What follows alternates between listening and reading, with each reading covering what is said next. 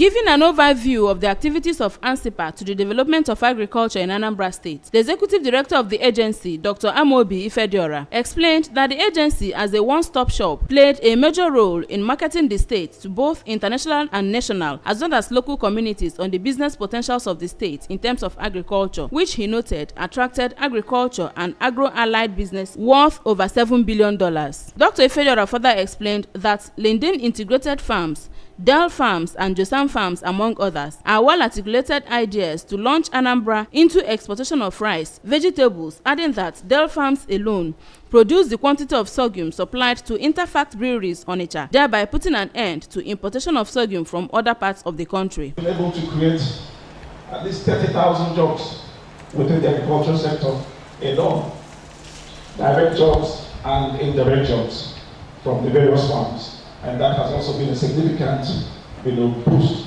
and a big plus to the government. The Ministry of Agriculture will give you a bit more details and more data on the actual agricultural yields and production on the monetary basis.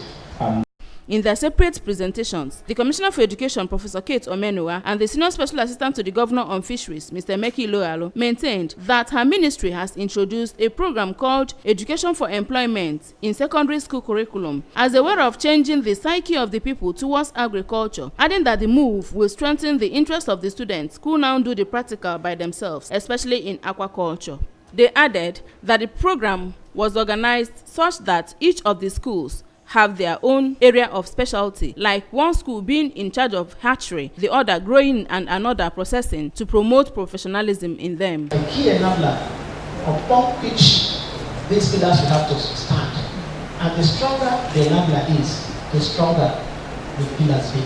So we use education for employment to drive the pillars.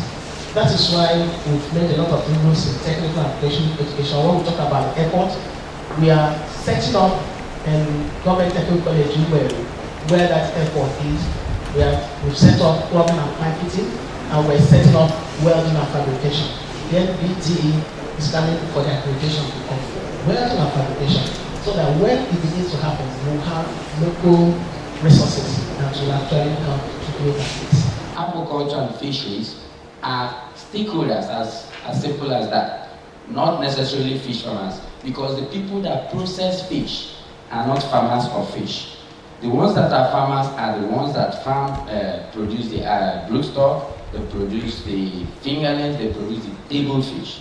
Now, the marketers, the logistics people are not farmers, but they are involved in the fisheries value chain, and they are stakeholders. So, in his contribution, the Permanent Secretary, Minister of Agriculture, Mr. Leo Imoka, on behalf of the Commissioner for Agriculture, Mr. Fambanefu, exposed the group to the activities of the ministry in terms of using science, technology, and innovations to form a database of all farmers in the state according to their area of specialization, farm type, and personal data of all the registered farmers. This, he said, was aside the computerized means of monitoring activities of farmers, the movement of all the equipment procured by government to aid mechanized agriculture, and how to purchase and distribute other inputs to the farmers without leaving anyone out. The group later visited the control room in the Ministry of Agriculture, where they saw for themselves how science, technology, and innovations are being put in use by the State Ministry of Agriculture. At the end of the interactive session, the leader of the team, Dr. Emmanuel Maman, expressed happiness with the level of usage and advancement in science, technology, and innovations in the development of agriculture in the state, and however added that they will make recommendations to the President in their report on the areas where federal attention is needed to consolidate on what the state had already started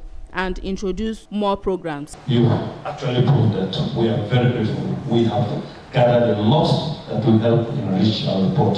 On this note, from the conference hall of the Government House, Oka, I am Ngozi Obileri for ABS News.